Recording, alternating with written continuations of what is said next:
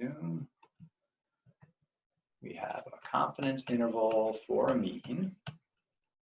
And so that means we need to know what the sample mean is. We need to know what the sample standard deviation is, and we need to know the sample size here. And we need that for the formula for the confidence interval, which is x bar plus or minus the magic t-score times the standard error. And that standard error there is s divided by the square root of n. All right, so let's see, what do we got? 31 people, so we know n is 31. We're asked how much they spent on their child's last birthday gift. The results were roughly bell-shaped with a mean of 36 and a standard deviation of 10. We're going to use a 99% confidence level, so we need to find the magic t-score based on that. So on a spreadsheet, that would be the t dot inverse, or we could go to stat key. We'll do both this time.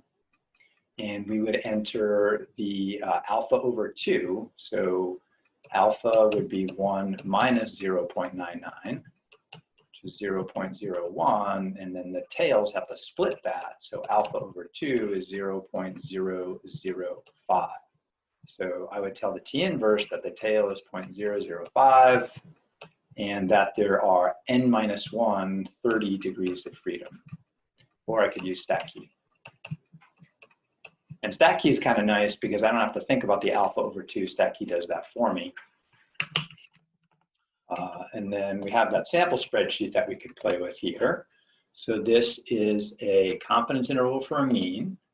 So I could just make a copy of this tab, duplicate, and then just put my information in. So this is not body temperature anymore. This is, what is it? Gift, price, cost. We had 31 items with a mean of 36 and a standard deviation of, I believe it was $10 and a 99% confidence level. And so the spreadsheet whips out the whole thing for me, including using the t-dist correctly by taking the alpha over 2 that I had the computer calculate, same way I just wrote it on the board there, and then entering the sample size minus 1. To see that in stat key, it's a good idea here, just to get a visual.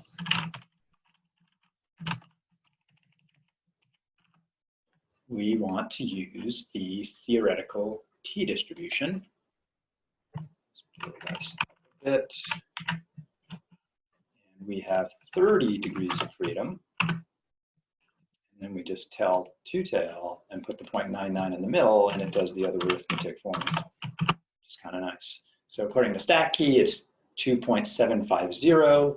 According to the spreadsheet, it is 2.7499999654. If you wanted more decimal places, 3 is usually good enough.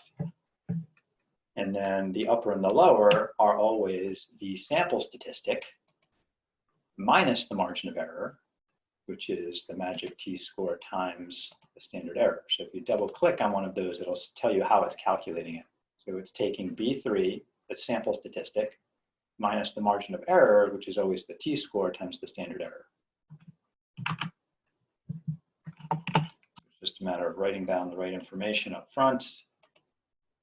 Otherwise, if you didn't want to use the spreadsheet, then again, you would have to go to stat key like I just did. Stat key says t star is equal to 2.750 to 3 decimal places. We know x bar, so the lower number here would be, you'd have to whip out a calculator, 36 minus 2.75 times 10 over the square root of 31.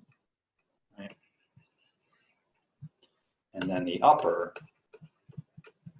would be 36 plus that magic t-score, t.75 times 10 over the square root of 31. And so whip out your favorite calculator and you can get those two numbers, or use the spreadsheet. So you got a couple options there. This question was looking for the point value and then the margin of error instead of the upper and lower. Okay, so again, the point estimate is always the mean. Correct.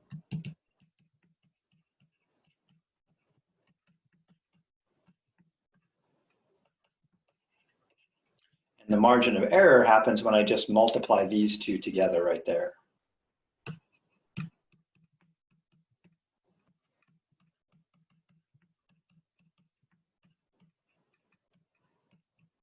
And so according to the spreadsheet on my version of this, let's get all those numbers and then draw a picture for fun. We have 31.06. Move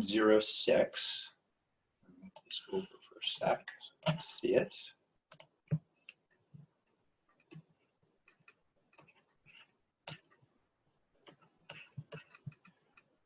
And 40.94. And then our margin of error came out to be 4.94. And so picture, we put all that together, confidence interval middle is that 36 from the sample. The upper bound on what people are spending on average is about $40.94. The lower bound on what people are spending on average is $31.06. And then the margin of error in between there is $4.94. So